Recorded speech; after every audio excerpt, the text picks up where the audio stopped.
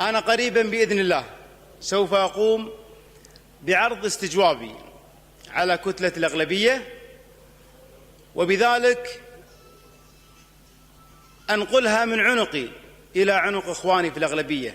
وأنا كل ثقة كذلك إن إخواني في كتلة الأغلبية إذا اطلعوا على حجم الفساد والتجاوز اللي أقدم عليه وزير الدفاع، والفساد في وزارة الدفاع له شكلين. الشكل الأول كان في حكومات سابقة، نعم، ولكن الوزير مساءل إذا لم يصلح هذا الخلل. والنوع الثاني فساد وقع بعد مجيء هذا الوزير.